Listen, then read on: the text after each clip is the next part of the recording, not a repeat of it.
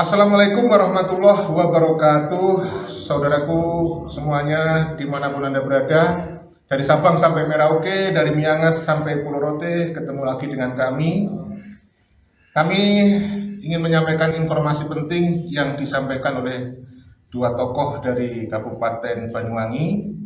Yang pertama adalah Kiai Haji Iskandar Zulkarnain. Beliau adalah pembina Majelis Taklim Syekh Muhammad Arsyad Al-Banjari, Kecamatan Kalibaru, Kabupaten Banyuwangi, Provinsi Jawa Timur. Dan yang kedua, beliau adalah Bapak Mukhlis Amiruddin. Beliau adalah salah satu kader Nahdlatul Ulama. Beliau juga sesepuh Pagar Nusa Banyuwangi, Provinsi Jawa Timur. Untuk pertama, pertanyaan kami sampaikan kepada Mbah Kiai Haji Iskandar. Pangapunten, mohon maaf Mbah Yai, sekarang kondisi PBNU sedang menjadi sorotan masyarakat seluruh Indonesia bahkan dunia. Oleh karena itu kami ingin menyampaikan pertanyaan, mohon tanggapan panjenengan. Mengapa PBNU dikatakan gaduh? Sangat gaduh bahkan Gus Yahya diultimatum untuk supaya beliau mengundurkan diri oleh risalah yang sudah ditandatangani Kiai Haji Miftahul Ahyar. Mohon tanggapan, mungkin saran juga untuk warga NU. Monggo Mbah Yai. Terima kasih. Assalamualaikum warahmatullahi wabarakatuh. Waalaikumsalam. Alhamdulillah. Wassalatu wassalamu ala rasulillah Sayyidina wa maulana Muhammad bin Abdillah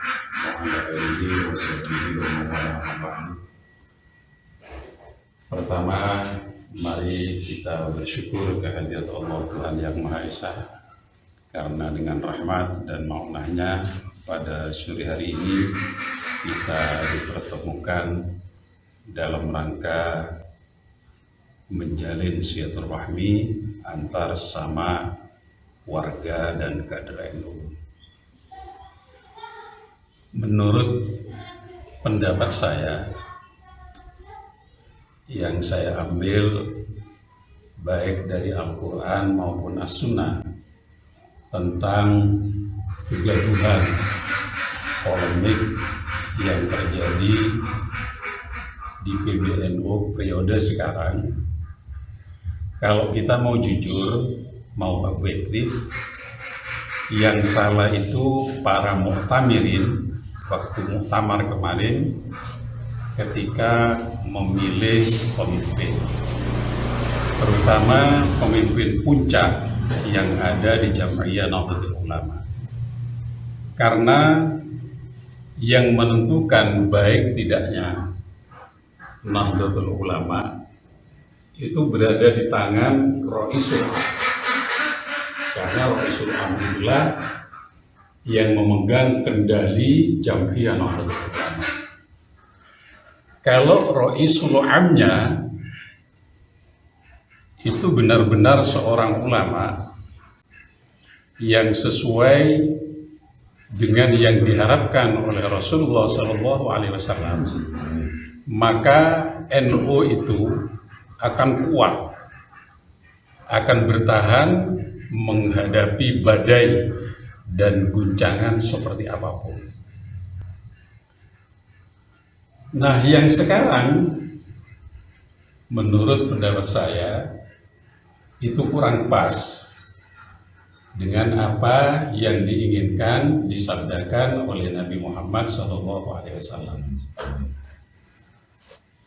Ulama itu menurut Fudail bin Iyad dalam kitab Syarah Hikam itu bisa dilihat pada bab Bayanul Ilmin Nafi. Beliau mengklasifikasi ulama itu ada 3. Yang pertama, alimun tabibuddin, ada ulama yang menjadi dokternya agama. Yang kedua, alimun dawa'ud dunya, ada ulama yang menjadi obatnya dunia. Nah, tabibuddin dan dawa'ud dunya ini untuk memegang atau menduduki kursi Roisul Am itu sangat pantas, dan dijamin NU itu akan kuat, akan kokoh menghadapi badai apapun. Yang ketiga, ini yang tidak boleh menduduki kursi Roisul Am. Apa itu? Alimun Dauddin, yaitu ulama yang menjadi penyakitnya agama. Kalau NU dikendalikan oleh ulama yang menjadi penyakitnya agama, jangan berharap NU di masa sekarang dan yang akan datang itu akan menjadi rahmatan lil alamin, akan berkontribusi semaksimal mungkin kepada negara, itu tidak mungkin. Nah, sekarang pertanyaannya, ulama yang dikehendaki oleh Rasulullah itu seperti apa? Yang pertama, ulama itu harus benar-benar orang yang tidak mau kepada gemerlapnya dunia. Sama sekali nafsunya itu tidak tertarik dengan kemewahan dunia. Dalam kitab yang sama disyarahikan, pada suatu hari Imam Sahal bin Abdullah itu menganjurkan kepada santrinya, beliau mengatakan, la taqta'u amron min umurid dunya wad din illa bi masyuratil ulama. Kata beliau kepada santri-santrinya, kamu jangan memutus perkara dunia dan perkara agama kecuali kamu kalau sudah bermusyawarah minta pendapat kepada ulama. Ila, ada seorang santrinya bertanya kepada Imam Sahal bin Abdullah, manila ulama? Kiai, siapa ulama itu? Imam Sahal bin Abdullah menjawab, alladzina yu'siruna al-akhirata 'ala dunya wa yu'siruna Allaha 'ala anfusihim. Ulama itu adalah di samping alim menguasai ilmu agama, juga orang itu mengutamakan kebahagiaan akhirat daripada dunia dan mengutamakan Allah dari dirinya sendiri. Sekarang contoh, ketika Hadratus Syekh Al-Maghfur lahu Al-Allamah Kiai Haji Ahmad Siddiq menjadi Roisul Am, dan ketika itu Ketua Umum Pengurus Besar Nahdlatul Ulama Kiai Haji Abdurrahman Wahid lewat muktamar ke-27 di Sebondo, kan antara lain hasil atau keputusan muktamar Situbondo itu menjadikan Pancasila sebagai satu-satunya ajas tunggal. Nah, keputusan itu sangat membahagiakan kepada pemerintah Orde Baru di bawah pimpinan Soeharto.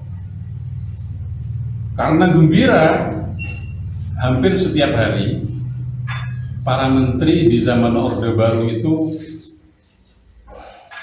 datang pulang sowan kepada Ki Ahmad. Beliau itu ditawari, Kiai itu menginginkan apa? Apa jawabnya Ki Ahmad? Saya sekarang sedang mempersiapkan diri untuk memperbanyak bekal, karena sebentar lagi saya akan pulang ke kampung akhirat menghadap Allah Subhanahu wa Ta'ala. Karena jawaban Roisul Amnya sudah seperti itu, jangankan para menteri, Pak Harto itu takut. Mau dikasih uang tidak mau, dikasih mobil tidak mau, dikasih apa saja beliau tidak mau. Keder Pak Harto saat tadi.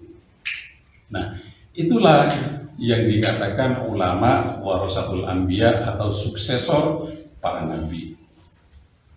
Yang kedua, ulama itu mendahulukan Allah daripada dirinya sendiri. Jadi ulama pewaris para nabi itu rela dirinya hancur karena Allah, rela kehidupan dunianya sengsara karena Allah. Itulah ulama warasatul anbiya. Nah, adapun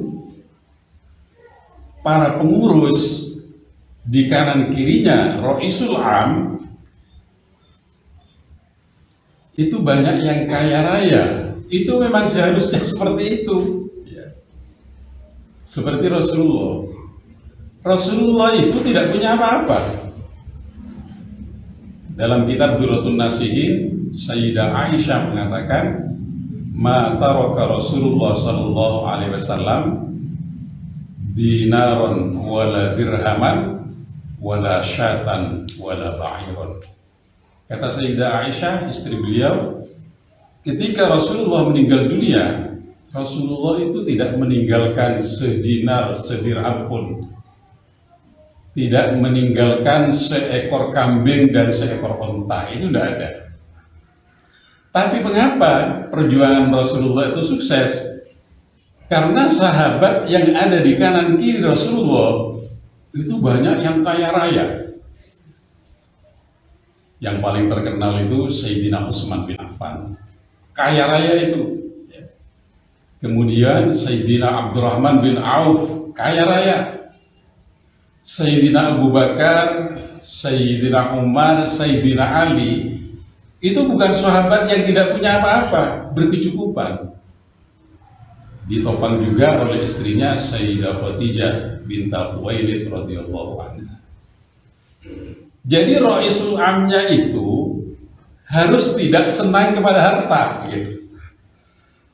Adapun yang ada di kanan kirinya silahkan, yang penting kekayaannya itu untuk mensupport, menendorse perjuangan Nabi Muhammad SAW.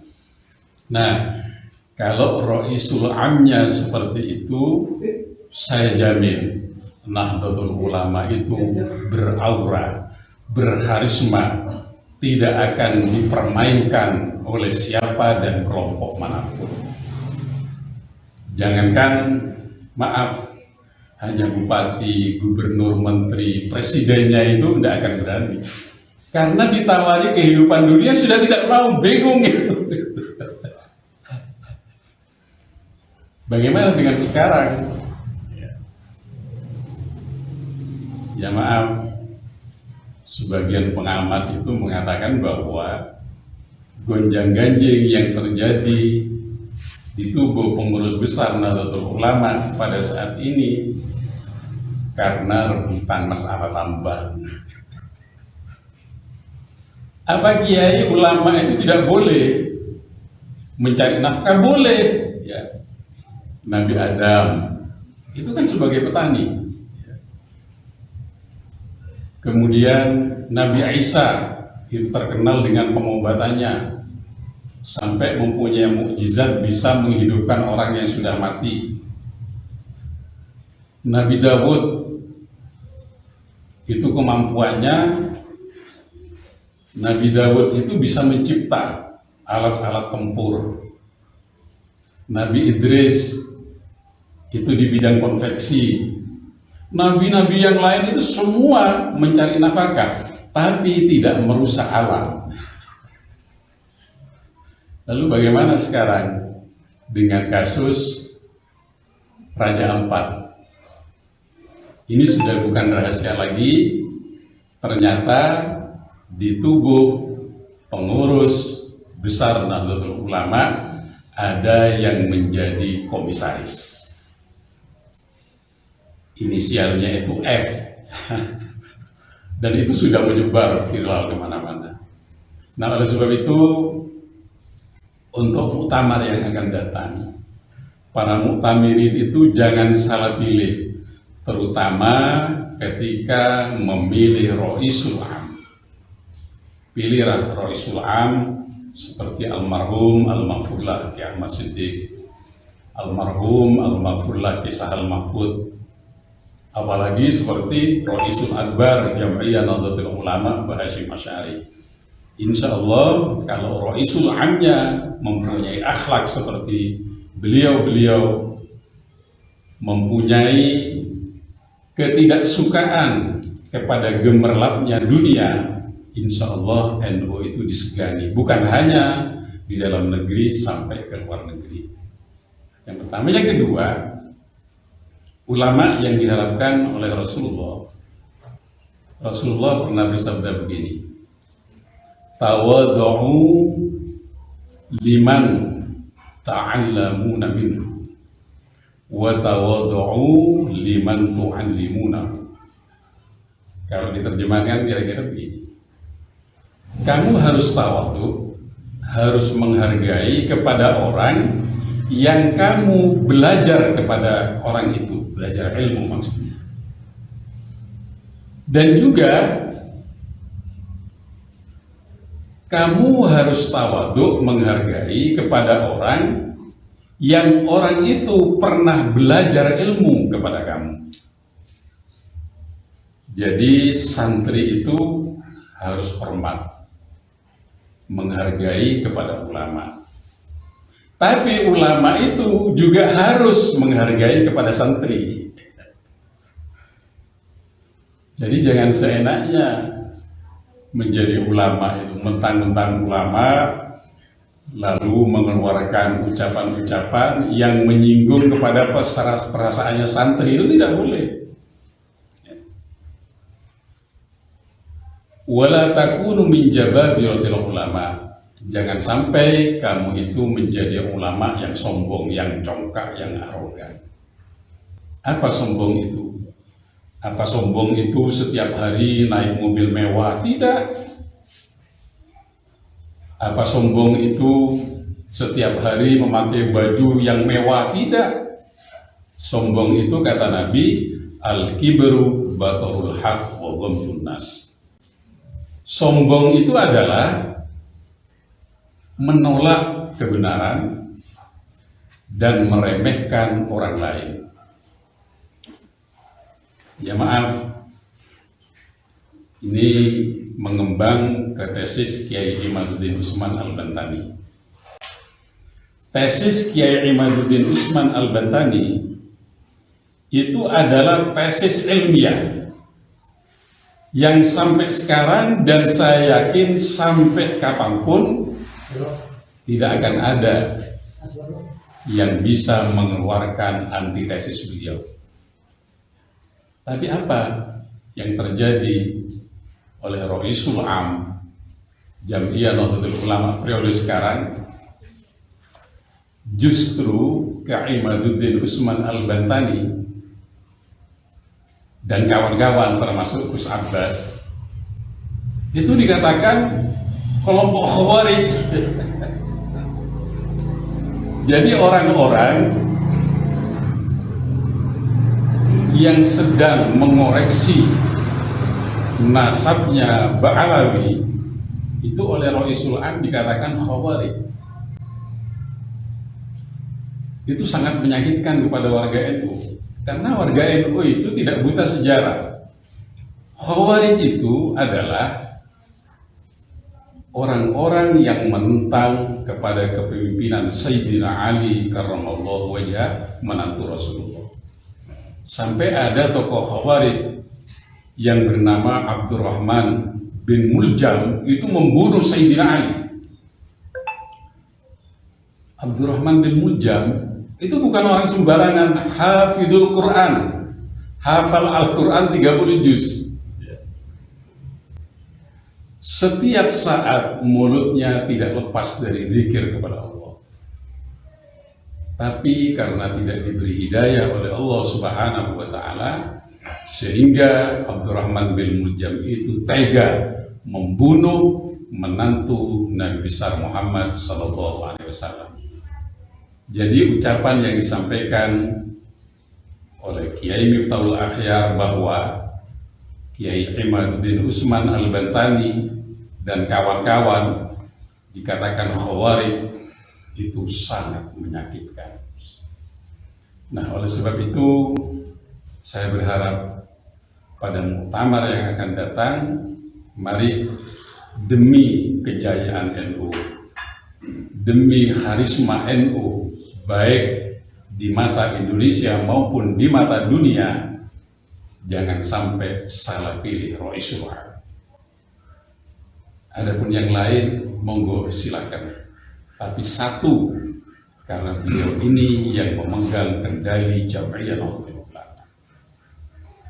Kalau Roisul Amnya sudah benar-benar seorang ulama, suksesor, pewaris para nabi, dijamin NU itu akan berkarisma, beraura, dan akan disegani bukan hanya di Indonesia, tapi di mata dunia. Yang terakhir, harapan saya kepada warga Jam'iyah Nahdlatul Ulama, mari kita bersama-sama berdoa kehadirat Allah Subhanahu wa Ta'ala. Semoga Indonesia di bawah kepemimpinan Presiden Prabowo Subianto dan juga menteri-menteri yang peduli kepada rakyat, mudah-mudahan oleh Allah Subhanahu wa Ta'ala diberi kemampuan mengantarkan bangsa Indonesia ke pintu gerbang kesejahteraan lahir dan batin. Amin. Dan dengan kerjasama dengan Nahdlatul Ulama di periode yang akan datang, saya yakin pemerintah Negara Kesatuan Republik Indonesia akan sukses menggapai Indonesia emas di masa-masa yang akan datang. Mungkin itu yang dapat sampaikan.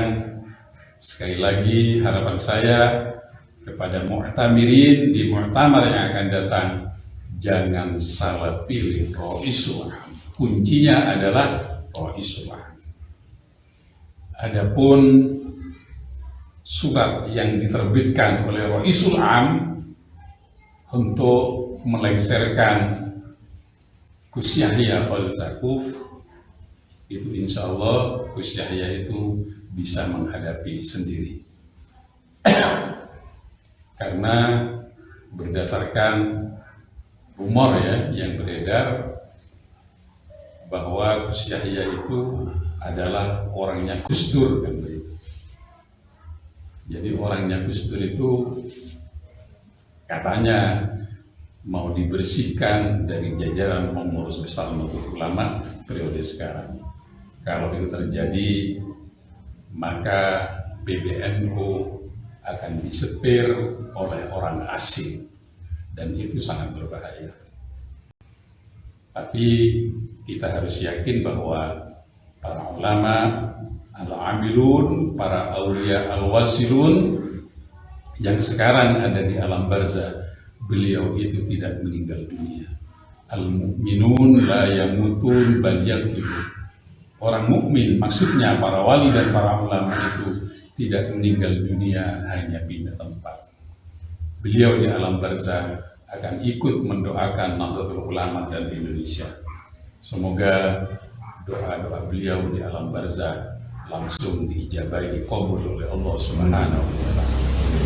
Mungkin itu yang dapat sampaikan pendapat saya berdasarkan perspektif Al-Quran dan Hadis tentang gejolak gonjang-ganjing yang terjadi di pengurus besar Nahdlatul Ulama periode sekarang ini.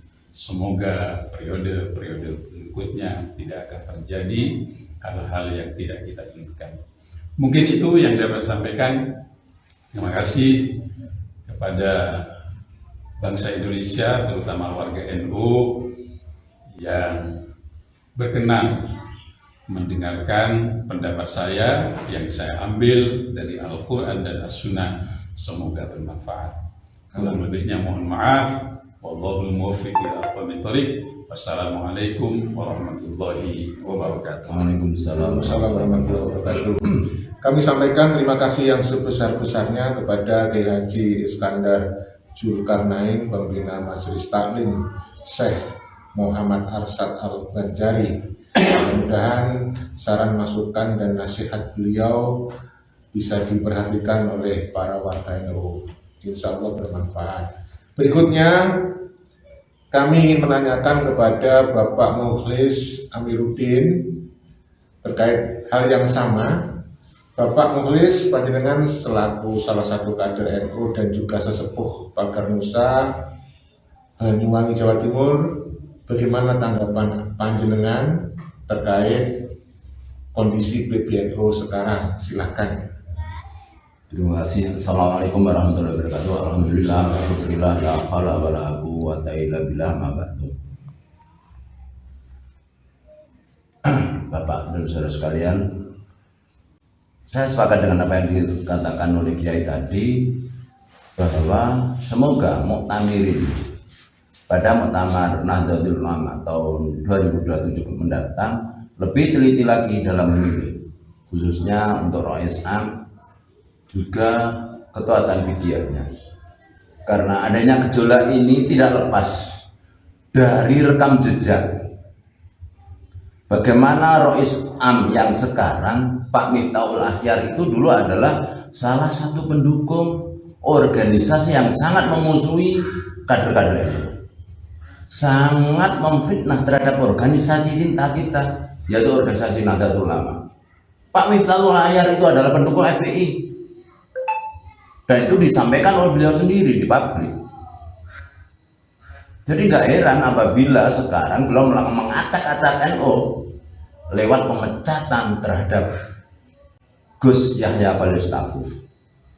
Terlepas salahnya dan benar dari itu semua, rasa-rasanya seperti ada grand skenario dari Pak Miftahul Akhyar melihat rekam jejaknya bagaimana perilaku beliau terhadap PCNU Mutia Surabaya, terhadap PWNU Jawa Timur, bagaimana Kiai Haji Halimah Sanusa harus terlengserkan.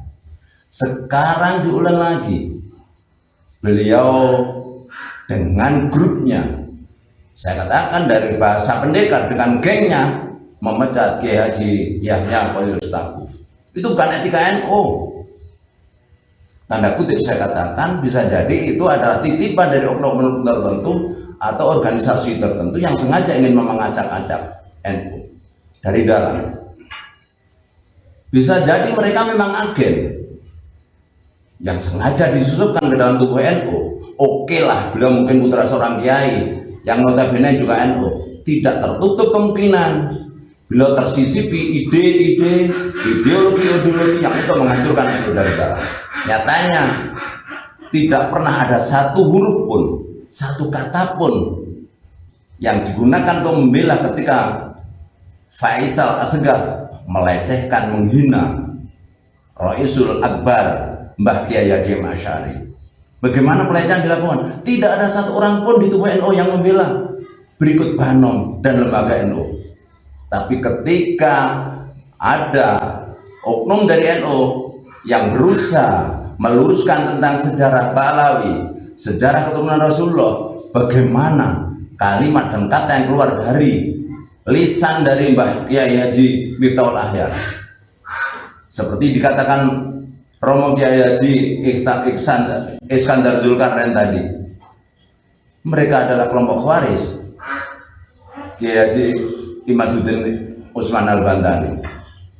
Bukankah ini tidak bijak? Jadi kalau melihat rekam jejaknya, terindikasi beliau adalah orang titipan yang sengaja untuk mengacak-acak, untuk menginfiltrasi NU dari dalam. Monggo dibuka catatannya, bagaimana terjadinya PCNU Surabaya, bagaimana lesernya Kiai Haji Halimah Sanusa, bagaimana lengsernya Kiai Haji Marzuki Mustamad. Monggo kita buka secara terbuka. Saya salah satu kader NU, salah satu bagian dari sesepuh Pagar Nusa, sangat tidak terima apabila NU diacak-acak. Bagaimana Mbah Kiai Haji Miftahul Akhyar diam 1000 bahasa ketika Habib Rizik melecehkan Pak Gus Dur, menghina para masyayikh NU, menghina para muassis NU. Mereka semua diam 1000 bahasa. Ini perlu kita pertanyakan, ada grand skenario ini, dan saya harapkan kader-kader NU, baik itu yang struktural maupun non struktural, merapatkan barisan, bangun komunikasi, jalin kekompakan untuk menyelamatkan lembaga yang kita cintai, organisasi yang kita cintai, yang didirikan oleh Mbah Kiai Haji Hasyim Asy'ari. Begitu Kiai, saya. Dan saya juga masih ingat, karena saya salah satu pelaku, jadi terindikasi perusakan dari dalam yang dilakukan oleh oknum pada konferensi PCNU Banyuwangi tahun 2012. Kami kader-kader NU Banyuwangi menemukan adanya riswah. Kami melapor baik secara administrasi maupun secara personal. Kami melapor kepada PWNU yang kebetulan waktu itu PWNU Jawa Timur dipimpin oleh Pak Miftahul Akhyar. Bahkan saya pribadi bersama 6 orang teman saya datang ke pondoknya Pak Miftahul Akhyar. Tapi apa yang terjadi? Tidak ada tanggapan. Bahkan beliau merokok aja sampai 2 batang. Ini terjadi dan ini fakta. Dari kami 6 orang, 1 telah dibudut Allah untuk kundur dengan saudara Allah Ta'ala. Tapi yang 5 masih utuh dan siap bersaksi. Bahkan waktu itu almarhumlah Mbah Kiai Haji Syahal Mahfud sangat kecewa. Kenapa SK PCNU Banyuwangi harus keluar? Padahal Mbah Kiai Haji Syahal Mahfud waktu itu juga kami lapori terjadi riswah di konferensi PCNU Banyuwangi tahun 2012 yang tepatnya berada di Pondok Pesantren Darussalam Blok Agung Banyuwangi. Ini fakta.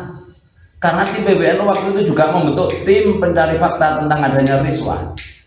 Tim pencari fakta yang ditunjuk, yang dibentuk oleh PBNU waktu itu juga mengakui. Tapi kenapa? Ada sesuatu, ada something yang kita juga tidak tahu. Kenapa SK-nya bisa keluar? Catatan-catatan ini menurut himbang saya terindikasi ada rencana perusakan NU dari dalam. Dan saya harap kader-kader Nahdlatul Ulama untuk kompak menjaga NU dari dalam, dari luar, menjaga NU dari rongrongan oknum-oknum yang sekarang mengangkangi PBNU. Terima kasih. Wassalamualaikum warahmatullahi wabarakatuh. Waalaikumsalam warahmatullahi wabarakatuh. Demikian saudaraku yang dirahmati Allah dimanapun Anda berada, sebuah nasihat ya, himbauan juga mudah-mudahan bisa dilaksanakan oleh warga NU demi kebaikan Nahdlatul Ulama ke depan. Mohon maaf bila ada salah-salah kata, kekhilafan. Kami akhiri. Wassalamualaikum warahmatullahi wabarakatuh. Waalaikumsalam warahmatullahi wabarakatuh.